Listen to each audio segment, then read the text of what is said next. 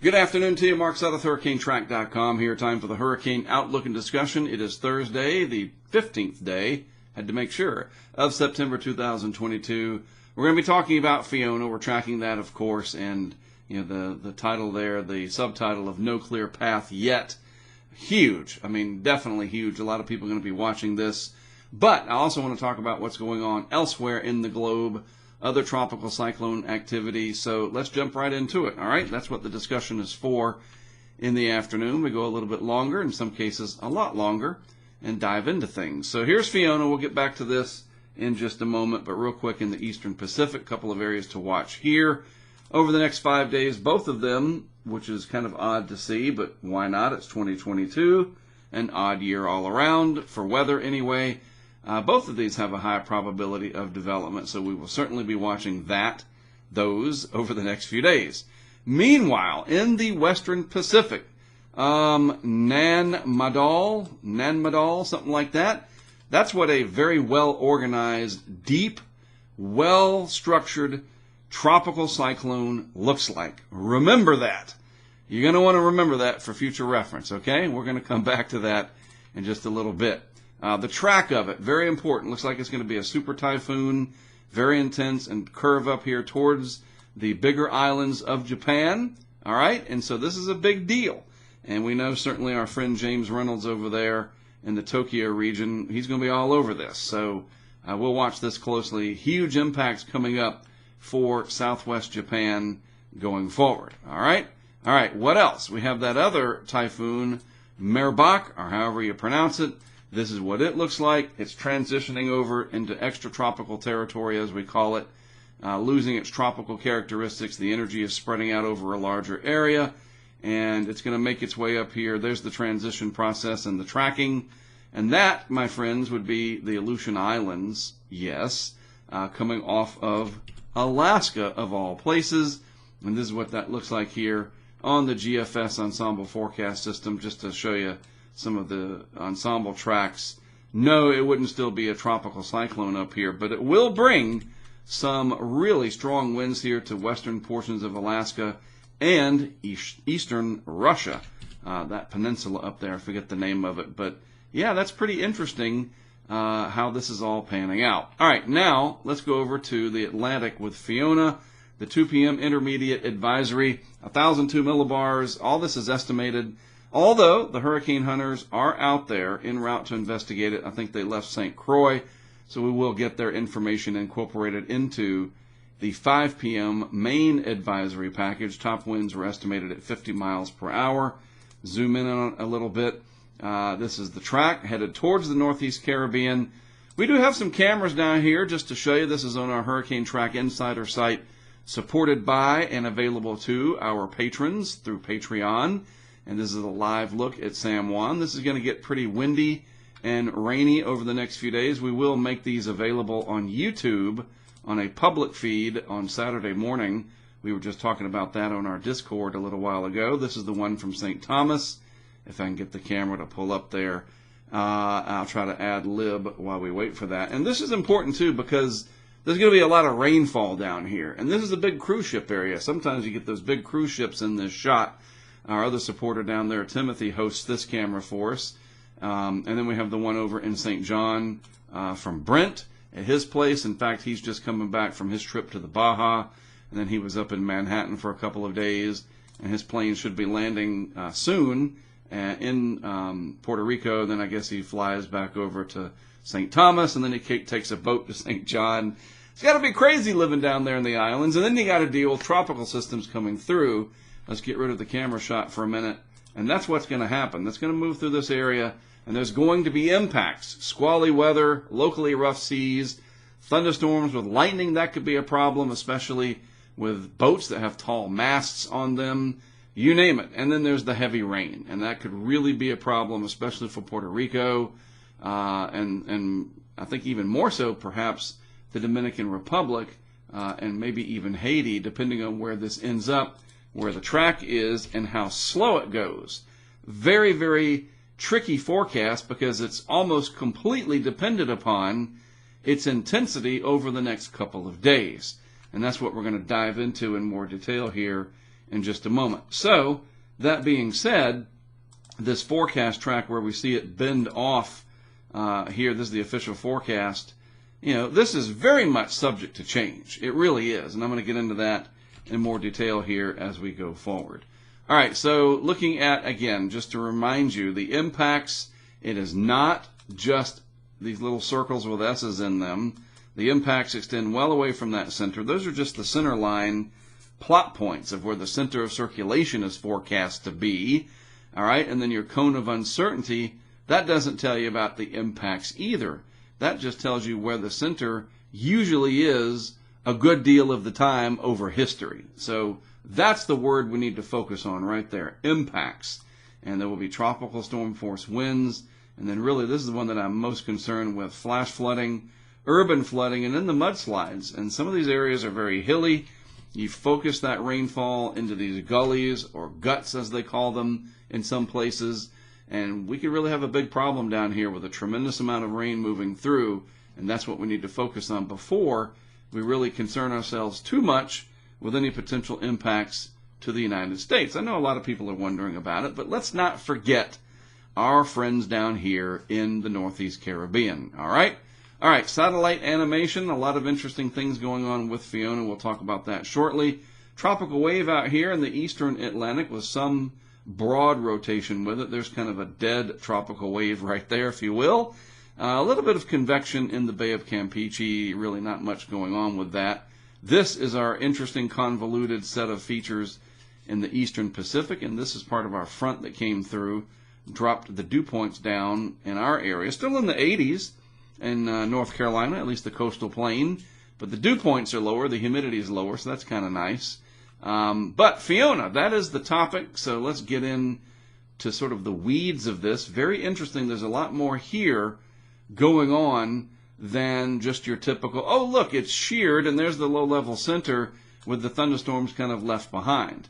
This is hugely important because the more time that it spends looking like this, the farther west it is likely to end up, and that starts to have significant track changes down the road. So what happens now, 24 and 48 hours from now, really has big implications on where this ends up over the next 5, 6, 7, 8, 9, 10 days. It really, really does.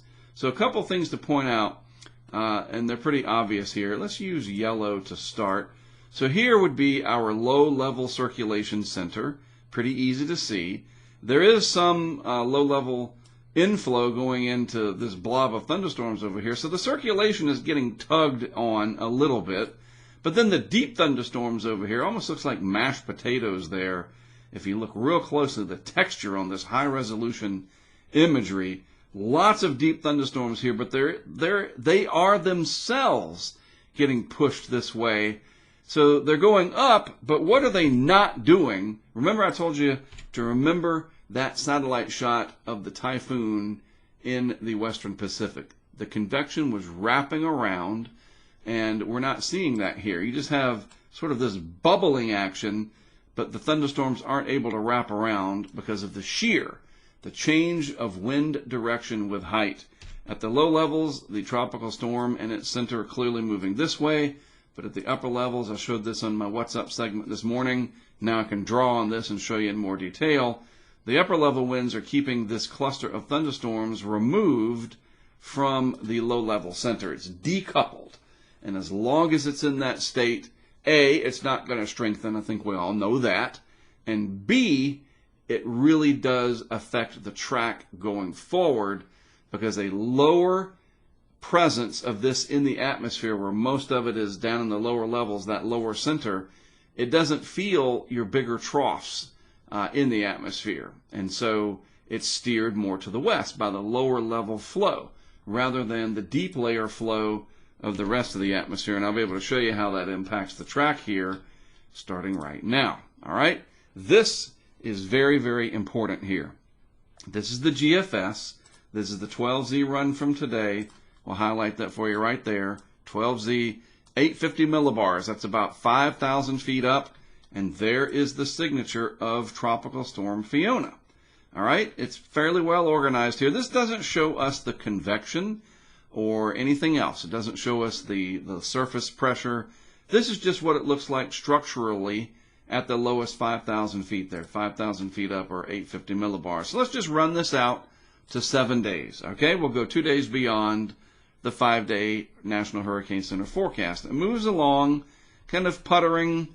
You know, it doesn't look that well organized. I mean, even 60 hours, 72 hours from now, we go back to the beginning, it looks very similar. So it approaches Puerto Rico, goes across Puerto Rico, looks like it's starting to intensify some. Definitely there, that vorticity signature, quite impressive. And then it starts to head off at day 5, and then day 6, and day 7. Oh, it looks like it's going to turn out into the open Atlantic. Maybe over here in Bermuda, you have to watch it. A lot of people are going to hang their hat on that and say it's really nothing to worry about for the United States. Well, that's 7 days out, just saying. And that's completely predicated, I won't say completely, but a good portion of that track right there is predicated on the fact, is it really that strong right there? Or, even back it up a little bit, is it that strong right there? How much of the atmosphere Fiona fills up right then and there, which is 78 hours out, we'll just call it 72 for simplicity, 3 days. At that point, if it's still kind of weak and sheared, it's not going to turn north like that. It's just not. The lower level flow will push it along, whereas if it's filling the atmosphere more, it'll feel any of this weakness that's going on up here, and there's just a little bit of troughiness right up here. Not as much air pressure up there in the thick part of the atmosphere keeping it down there. It's able to gain latitude if it fills the atmosphere more. So intensity, absolutely critical, not just to the impact side, what are people going to have to deal with down there, but where this ends up in the longer range. And let me give you a very vivid example of this. This is the GEFS, the ensemble forecast of the GFS. Clearly, zero threat except for maybe a couple of the members over here to the southeast United States. Clearly a solid threat for impacts to our friends in the islands. Absolutely. But the overall pattern is clearly there's some kind of a trough up here. There's some ridging out over the Atlantic, ridging over here. It finds the weakness and out it goes. A fairly simple solution, one could assume. And of course, this is going out many, many days beyond the 5-day forecast of the Hurricane Center. That's also important to keep in mind. Then let's just contrast it to the euro. Also, 12Z run from today, 850 millibars. So your same general parameters, etc., but a different model, the ECMWF. Move this out. This is every 24 hours. I know there's the, and let's just see, maybe it's loaded enough. Yeah, about out to day 5. We'll see how this moves along. You get them every 3 hours on the more enhanced version that Dr. Levi Cowan has put together for us. So we'll toggle back and forth as needed. All right, so here we go. 12 hours out. It's got some frames missing in there, so I'm going to go back to the other one. It's all there. All right, so let's go back here. All right, here's the starting position. There it is, not too darned impressive. That kind of represents what the vorticity would look like right now. You know, it's there, but not real intense. We can all agree to that. So 24 hours out, kind of holding its own, maybe a little bit stronger. 48 hours out, and this is giant right here. 48 hours out, it's already southeast of Puerto Rico, whereas with the GFS, it's well ahead of that. It's a whole day ahead. The GFS it's slower. I have to slow down myself. The GFS is a day slower. Everybody's screaming, it's slower. What are you talking about? The euro is a day faster. Let's just look at that. Toggle back and forth. That's 48. That's 72. And if my math is correct, that's a 24-hour difference. That is also huge. The GFS is much slower. That's massive for impacts because the rain stays around longer. All the other impacts stay around longer. The euro is moving it along faster. Now, I don't want to make this into an hour-long discussion, so we're not going to get into, well, why is that? Why is one faster than the other? But I'm telling you, 1 day's difference in where they are longitudinally, along the track there, that's giant in terms of where this ends up. So let's continue here. All right. So at 72 hours, the Euro has it southeast of the Dominican Republic. At 96 hours, still, and it starts to slow down a little bit here because changes are happening over the Western Atlantic and North America. At 120 hours, it goes back over, it crosses Hispaniola. And let me just interject real quick, because I already know what people are saying. Oh, it's going to go across Hispaniola. It'll shred it. That's the end. It's over. It's a goner. Just remember Isaias from 2020. Yes, there are instances where they run over Hispaniola and they no longer cease to exist as a tropical cyclone. We've seen that in the past. But with them staying weak as they go over, they usually come out weak, and then they find better conditions and they can rapidly intensify. Make no mistake about it. And everyone's different, all right? Every situation is different. There's no hard and fast rule that if a tropical system, no matter what its intensity is, goes over Hispaniola, it automatically kills it. That happens sometimes, not all the time. So just remember that. And especially when they are weak, because they can still live up to their maximum potential post-Hispaniola somewhere in this area, or wherever the case may be. I'm just saying, don't look at that and think, well, that's the end of it. Because the Euro says, no, I'm going to keep on going off to the west-northwest here in the lower level flow, and then by day 7, still stuck over Cuba. And then beyond that, there's the implied impact threat here to the Bahamas and potentially Florida. And it's very important in terms of where this goes, its intensity all along. So a shallower, sheared, weak system, not impacted as much by those islands because it's already weak. Whereas you run a big Cat 4 hurricane through there, it rips the guts out of it, much harder for that to come back. If the atmosphere supports intensification north of those islands, it comes into that area, and it's just like if you had a weak tropical wave coming through with no land interaction that finds those conditions, it starts to try to meet its maximum potential. Does that make any sense? I hope it does. There's just a lot going on here, and it goes back to the title there, no clear path for sure. And then there's the Canadian. The Canadian, by the way, the CMC model, very similar to the Euro here, where it kind of comes up, eventually ending up in the Gulf of Mexico. I know you guys have seen all that. But this is what we look at here. This is what makes the most sense. About a week out, a couple days past the 5-day forecast from the Hurricane Center. Again, summarizing, intensity really, I think, has a big key to the future of this going forward. All right, real quick as we wrap things up, Recon out there now. That'll be active very much so over the next several days. I love this infographic here. Mike Adcock putting this together. And so we have lots of stuff going on with different Recon DC-8 research missions scheduled, the aerial recon also from the Hurricane Hunters with their C-130 aircraft, and maybe eventually the P-3s will be out there, so forth and so on. There's those right there. Your teal numbers, if you know what you're looking at there, pretty cool WC-130s. Some of them have the radar on there. Just good stuff. But the bottom line is we're going to know what's happening with Fiona all the time, not just from satellite, but also from aerial reconnaissance. Last thing before I let you go, I still think this is pretty cool. Again, this is from September 10th. There you go. This is yesterday. I mean, come on. The difference right there, in case you don't know, well, what am I supposed to see? There's the 10th. Earl went through. It's still milling around in the North Atlantic. And look at that. I mean, we have really knocked down those sea surface temperature anomalies to where some of those are now almost 3 degrees Celsius, between 2 and 3, below average. That, to me, is huge as we go forward in terms of what October, I mean, even late September, it's only the mid part of the month. This could really help to set up, potentially, I just think when you take all that heat out, if that's what's blamed for creating this weird stability problem in the Atlantic, well, we've changed it. The status quo has been changed.